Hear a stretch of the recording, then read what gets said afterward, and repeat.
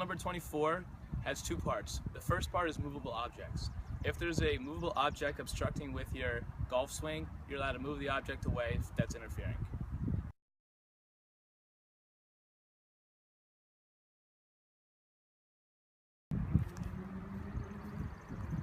What the hell is this?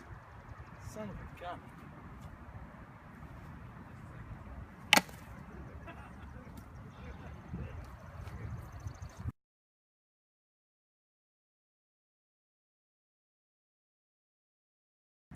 Rule 24 states that if an object impedes with your shot, such as a rake or any other impediment object, you may remove it, such like this. Then you can hit your shot.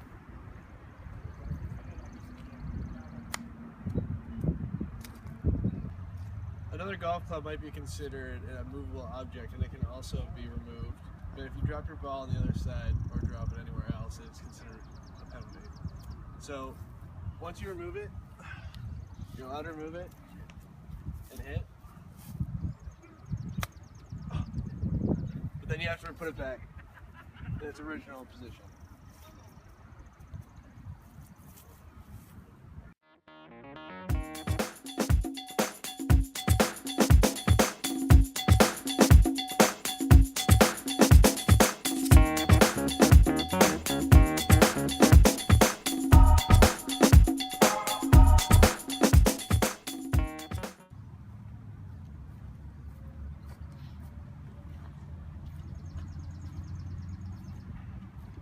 Oh, here's my ball.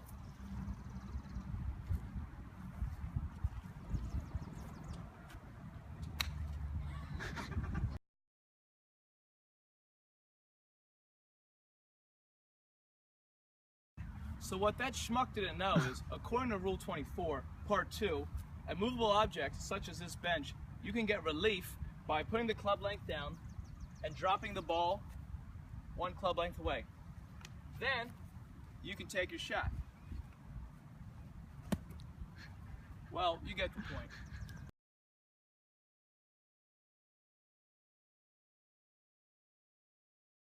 One exception to the rule is if an immovable object can actually be moved, you should try that first, and then you take your shot. And this kind of can't be moved, but we can give it a try. So, guys.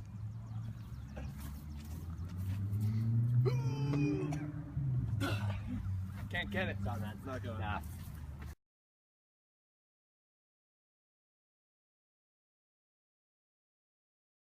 So Rule 25 is abnormal ground conditions. Such abnormal ground conditions include standing casual water that isn't a water hazard. We have represented this by our standing casual water bottle. So what the penalty is that you can, what the rule is you can move your ball if it's in the way, if casual water is in the way of you in the hole, one club length, no closer to the hole, so that you are no longer in the way. This allows you to make your putt without impediment, and there is no penalty. Now watch this.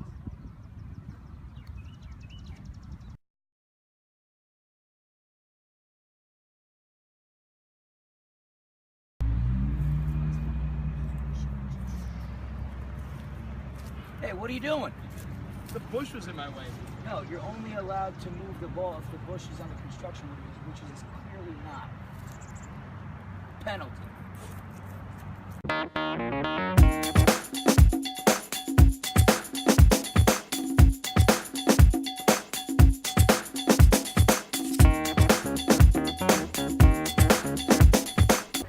In that last situation, because that bush was not under construction, it was not considered an abnormal ground condition. If it was under construction, then it would apply for abnormal ground condition.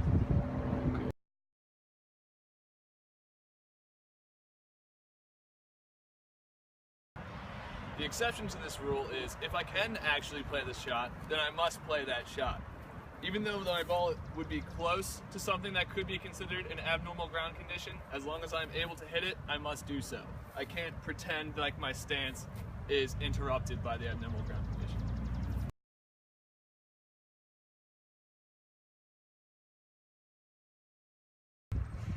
So our etiquette is consideration of others. And for the consideration of others, there's a few things you should probably do.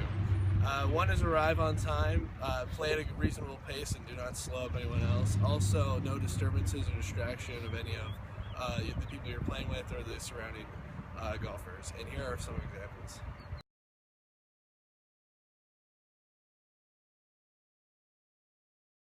You can't make this. Look how far away that is. Is that a 6-foot shot? You suck at golf. Come on, shoot it.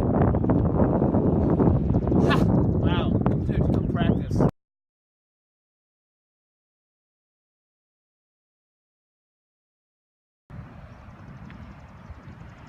Nice shot.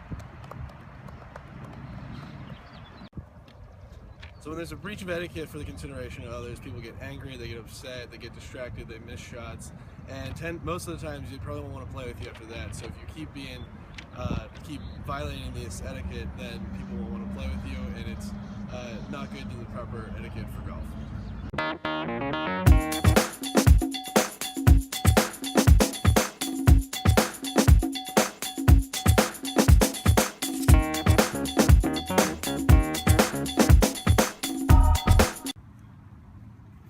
Oh, what the hell is this? Son of a gun.